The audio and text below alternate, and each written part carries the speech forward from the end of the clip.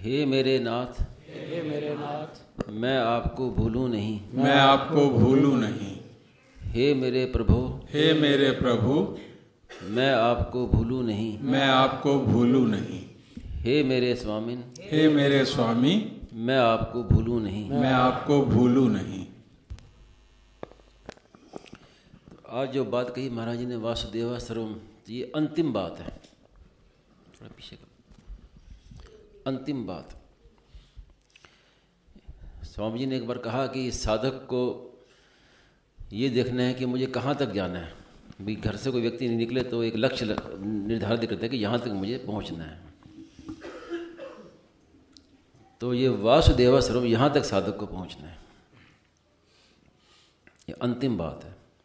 और गीता की भी सार बात, शरणागति भी कहते हैं कि गीता की सार बात शरणागति, लेकिन यही वासुदेव सर्वम, यही शरणागति, असली शरणागति की पूर्णता है कि मैं भी ना रहे, केवल मेरी जगह भी केवल वासुदेव ही रहे। तो ये शरणागति की पूर्णता है। तो ये सार बात खास, इसको गीता ने कई प्रकार से कहा है।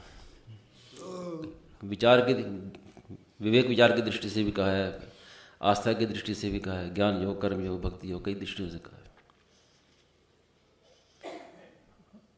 और किसी भी दृष्टि से कहें, आखिर में वासुदेव ही रहेगा, संसार का निषेध होगा। चाकू खरबूजे पर गिरे या खरबूजा चाकू पर गिरे तो कटेगा खरबूजा ही। तो भगवान ने 3 बातें कही गीता में। एक कहा कि सद सच्चा हम अर्जुन, सत भी मैं ही हूँ, असत भी मैं ही हूँ। सच्चा हूँ भगवान कहते सच्चा। और एक कहा सद सत तत्परम यत, सत भी मैं हूँ, सत भी मैं, उससे भी परे वो भी मैं हूँ। तो सत असत से परे क्या हुआ भाई? तो न सत न सदुच्यते, परे वो है जिसको ना सत कह सकते ना असत कह सकते हैं, क्योंकि सत की अपेक्षा असत है, असत की अपेक्षा सत है। तो दोनों सापेक्ष हैं और वो तत्व निरपेक्ष है। तो 3 तरह से भगवान ने बात कही। न सत न सद उच्यते, वही तीसरा योग है। तो इसमें स्वामी जी के पुराने और बाद के देखें प्रवचनों को, तो पहले महाराज ने विचार की दृष्टि से, विवेक की दृष्टि से वासुदेव सर्वम का वर्णन किया, और आखिर में फिर ये विश्वास की दृष्टि से। तो दोनों दृष्टि से विचार करने पर ही बात पूरी समझ में आती है। जैसे गीता ने कहा कि नासतो विद्यते भावा न भाव विद्यते सतः। महाराज ने कहा कि संपूर्ण शास्त्रों का सार आ गया। असत की सत्ता नहीं है, सत का अभाव नहीं है। इसको अगर स्थूल दृष्टि से देखें तो संसार पहले भी नहीं था, बाद में भी नहीं रहेगा, इसलिए अभी भी नहीं है। जैसे कल का दिन बीत गया, आज नहीं है, ऐसे आज का जो दिन है वो आगे नहीं रहेगा, तो नहीं इसमें रहेगा। तो आरंभ में स्थूल दृष्टि से स्वामी जी ने वर्णन किया कि ये संसार निरंतर परिवर्तनशील है, निरंतर परिवर्तन, और इतनी तेजी से परिवर्तन हो रहा है कि परिवर्तन का पुंज है, निरंतर परिवर्तन हो रहा है। फिर थोड़ा और सूक्ष्म दृष्टि से कहा कि ये नहीं है, आधा बनते चर यह नास्ति वर्तमान भी तत्तथा, आदि अंत में नहीं है तो वर्तमान में भी ये नहीं है। तो अब शंका होती है कि नहीं है तो फिर दिखता क्यों है? तो इसमें बड़ी मार्मिक बात की कही कि वास्तव में संसार से ही संसार दिखता है। स्वयं ने आज तक कभी संसार को देखा ही नहीं, क्योंकि जिसको संसार को हम कहते हैं कि हमें संसार दिख रहा है, तो हमारे नेत्रों से दिख रहा है, इंद्रियों से दिख रहा है, और नेत्र इंद्रिय किसकी हैं? वो भी संसार की हैं। तो संसार ही संसार को देखता है, स्वयं ने तो आज तक कभी संसार को देखा ही नहीं। एक कहानी आती है कि अंधकार गया सूर्य के में ब्रह्मा जी के पास शिकायत लेकर कि ये सूर्य को समझाओ, ये मुझे कहीं टिकने नहीं देता। आपकी सृष्टि है तो सबका अधिकार है रहने का, लेकिन मुझे ये कहीं रहने नहीं देता, टिकने नहीं देता। शिकायत की सूर्य की।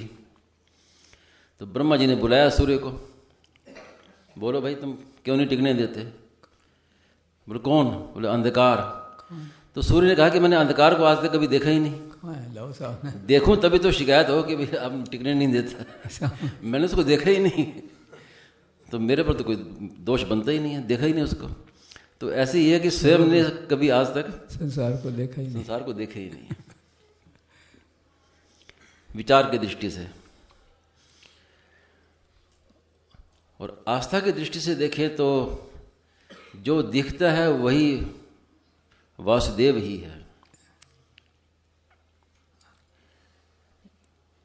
इस पर विचार करें तो बड़ा एक स्पष्ट अकाट्य प्रमाण है इसका कि एक भगवान के समान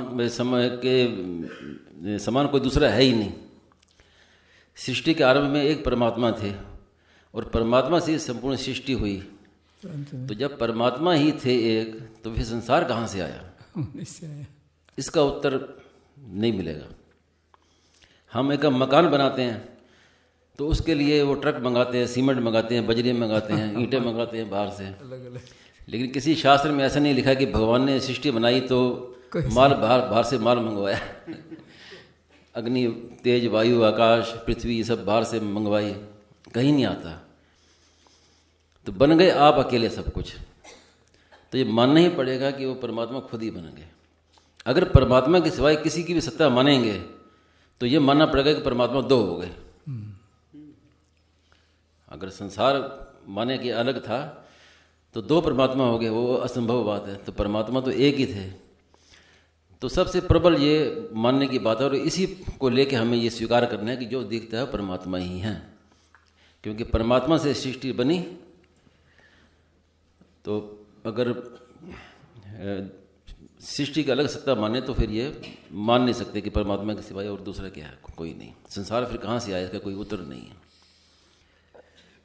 फिर भी कोई शंका करे कि ये क्या करें, हम तो दिखता है, हमें तो दिख रहा है संसार, तो कैसे समझें?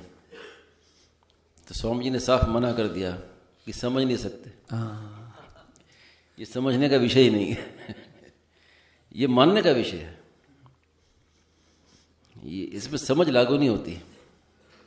मान लो आप, चाहे भगवान की वाणी पर विश्वास करके मान लो, चाहे संत की वाणी कर मान लो, या मैं कहता हूँ उस पर विश्वास कर लो, लेकिन ये मानने की बात है। आप मान लो बस, तो हो जाएगा काम।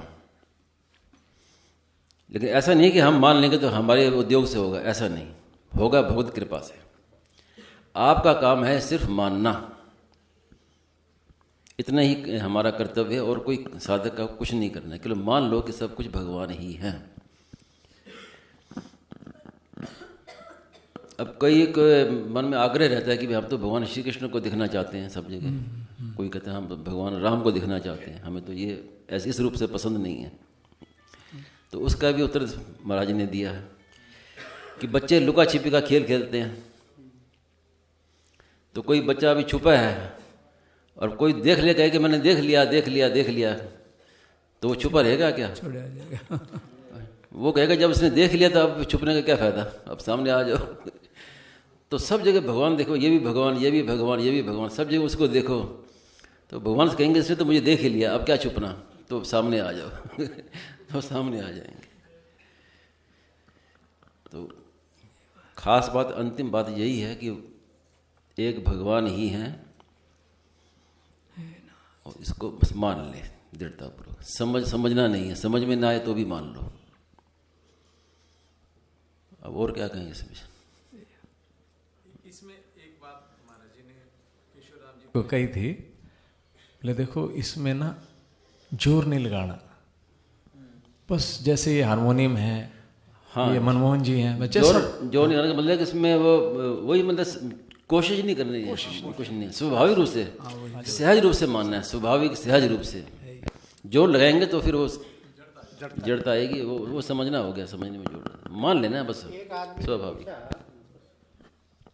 कहा कि ये वासुदेव स्वरूप हमारे समझ में कैसे आए? महाराज जी ने कहा समझ में नहीं आएगा, ये समझ उसके अंतर्गत है, समझ उसके अंतर्गत है, समझ में कैसे आएगा?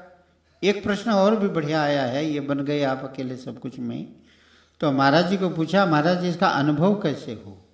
तो महाराज जी ने कहा इसका अनुभव होता ही नहीं है। कि जब हमारा जन्म होता है तो माता पिता को हम मानते हैं कि अनुभव करते हैं? मानते ही है, इसमें मानना ही पड़ेगा। वासुदेव सर्वम में केवल मान्यता ही है सज्जनों, यही मान्यता ही दृढ़ होकर भगवान की कृपा से दिखने लगता है। इसमें समझ लगाने की महाराज ने कहा इसमें अभ्यास करोगे तो आपका पतन होगा। ये वासुदेव अभ्यास करोगे तो मन बुद्धि लाओगे, जड़ फिर आएगा, अपनापन होगा और पतन होगा। इसमें केवल सहज सरल भाव से स्वीकार करना है। जैसे माता पिता को स्वीकार कर लिया, माता पिता का अनुभव किसको है? अरे जब एक जन्म के माता पिता का भी अनुभव नहीं कर सकते हैं, मानना ही पड़ता है, तो अनादिकाल से परमात्मा बने उसका अनुभव होगा कि मान्यता होगी? मान्यता ही मान्यता है इस विषय में। कई लोगों ने हमें प्रश्न भी पूछे हैं, सत्संग में भी पूछे और लोगों ने व्हाट्सएप पर भी पूछा है। तो व्हाट्सएप पर भी हमने यही भेजा है, महाराज जी की बात भेजी है, अरे भाई ये मान्यता का ही विषय है, इसमें जानने का विषय कुछ है ही नहीं। महाराज जी ने कहा अभ्यास करोगे तो पतन होगा। साफ साफ महाराज जी ने कहा कि अभ्यास करोगे इसका तो पतन होगा। कि मन बुद्धि के द्वारा अभ्यास करोगे, अब मन बुद्धि आपकी अपनी आ जाएगी, अपनापन आ जाएगा तो पतन हो जाएगा। ये सहज सरल भाव से स्वीकार करने का मान्यता का ही साधन है सज्जन। इसीलिए महाराज जी ने पहले कहा सुगम और तत्काल प्राप्त होने वाली बात है। मान्यता करने के बाद कितना समय लगता है? तो ये मान्यता का विषय है सज्जन। ये बड़ी बातें स्पष्ट हुई है पुस्तकों में।